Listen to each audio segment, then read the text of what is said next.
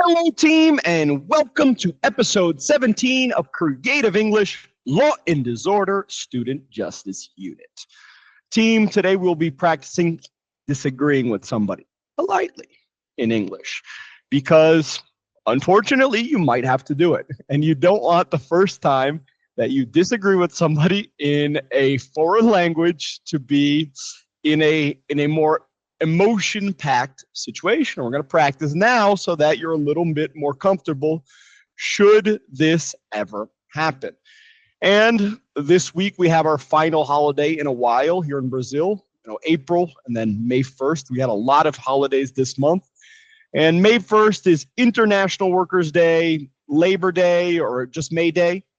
It's a day when we celebrate workers around the world, but Labor Day in the United States is on the first Monday of the month, so that people can take advantage of the last bit of summer.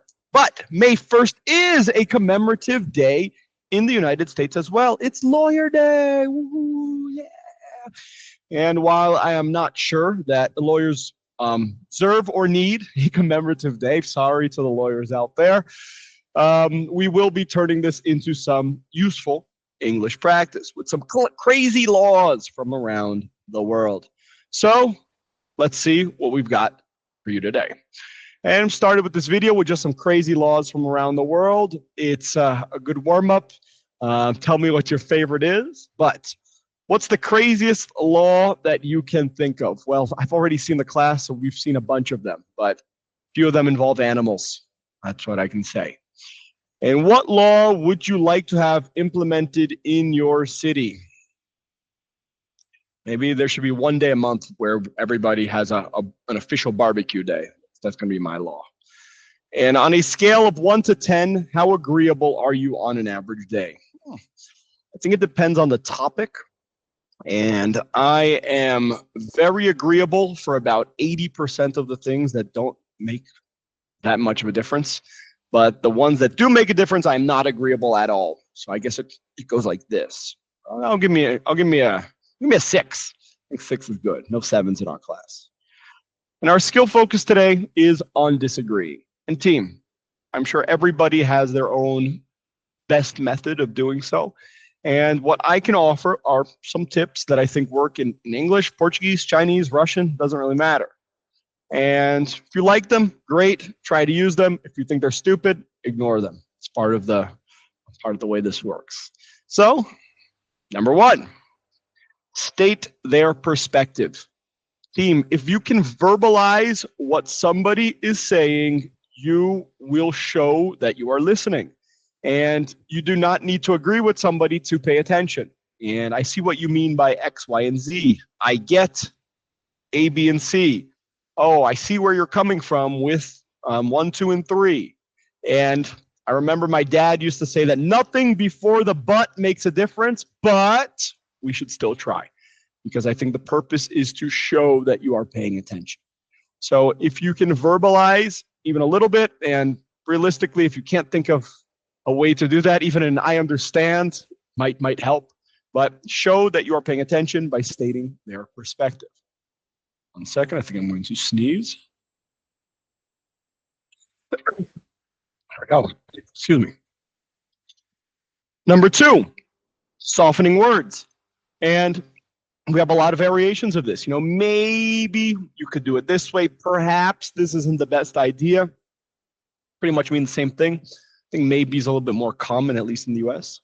It seems like, I love this. I stole this from Chris Voss in Never Split the Difference, where, how is it called? We are framing it. Framing the situation. That is what it's called. And what we do is, instead of saying, I think this, I think you should do this, we say it seems like. We put it in the third person, and it becomes less personal, it feels less judgmental, and it lets the person continue to rationalize what they're doing. So it seems like what you're saying is this, it seems like what you mean is this, it seems like what you would like is this. I think it helps, instead of saying, I think you're saying this. So that's 2. Number 3, our modals again. The coulds, the shoulds, the woulds, the mays, the mights. And any one of them can help soften what you're saying. do this, or maybe you could do this. Um, you might want to do it like this. It may be a good idea to try this. We should check for some other solutions. So by using a modal verb, it softens what you say, being a little bit less direct. And last up, I'm not sure I agree 100%, but I like So it's very rare where we disagree 100% with somebody. If you are disagreeing 100% with somebody, you are probably wrong, because rarely is there no foundation for what somebody is saying. There's always at least one point where you can find common ground. So if you can identify it, I think it softens what you are saying. And after a decade and a half talking to people, when you hear somebody's story, it's very hard not to like them to a certain degree.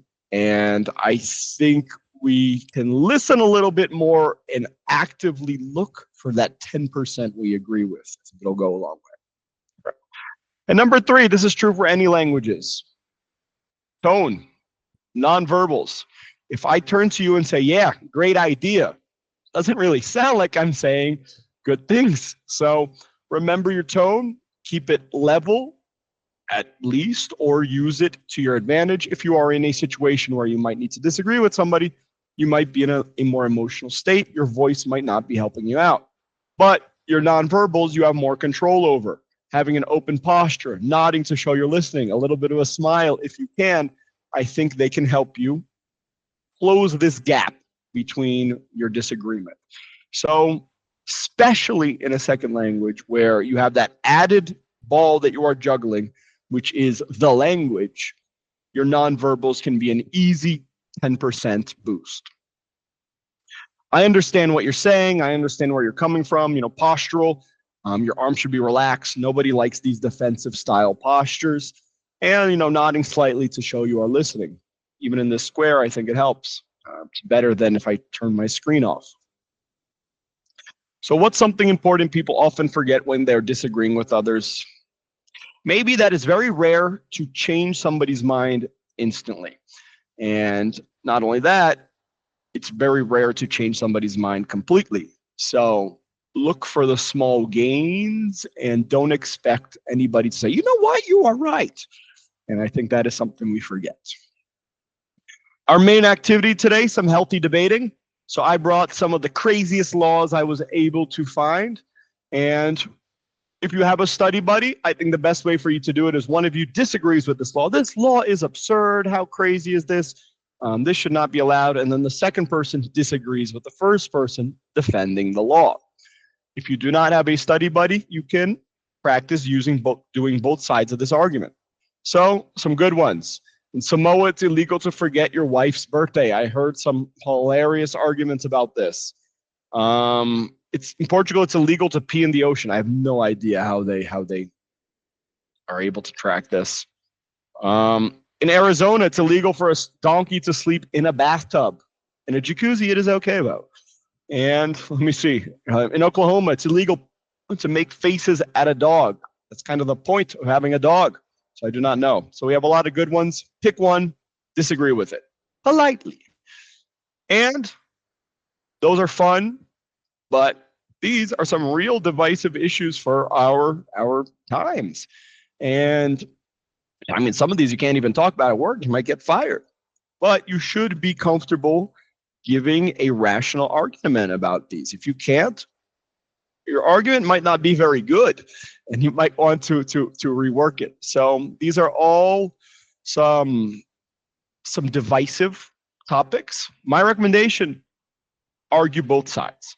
And for English purposes, I always tell my students, pretend it's soccer. Nobody likes both soccer teams in the city. So pick one, and then after you've given your argument, if you would like to argue the second side, do that. Because mostly it should be it depends. Okay? And a little detail, disagreeing professionally. So we have our expression of the week. To bite your tongue when you avoid saying anything. Just And in Portuguese, we say, I guess, swallow frogs. But sometimes it's easier to stay quiet than disagree. So that is an option. And I've given you some options that you can steal if you think they are appropriate. I guess you can appropriate them. I'm not fully convinced yet, Could we explore other options? So it shows that you're listening, but it's not good enough for us to implement. There's merit in that view, but we should also consider opening the floor for some other pitches. Could we take a moment to revisit this from another angle? Yeah, we're getting off track here. Let's see something else. And I picked some other options that you can use. Team, there are more than one correct, well, there is more than one correct answer for each of these questions, but I think it's more about finding what works for you than finding what's right for everybody. So I put some crazy ones, some fun ones. That was one of my favorites. Maybe after 3 espressos, it'll make sense.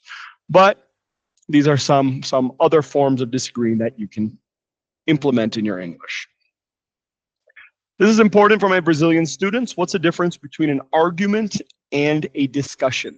In Portuguese, a discussion is an argument. And in English, a discussion just kind of means a healthy debate, while an argument means there's some emotion involved. And our talking point of the week, some crazy laws. And I brought some points that you can discuss. Followed by the best TED Talk I have seen so far this year. Thank you, Mr. Lucilvio. It was an excellent recommendation. There are a lot of TED Talks, so sometimes it is difficult to know which one I should watch. And this was a great one. It's less than 20 minutes and some discussion points if you do watch it. All right. Team, that's what I've got for you. Like always, it is a pleasure. Thank you, and I hope to see you in class. Have a good one.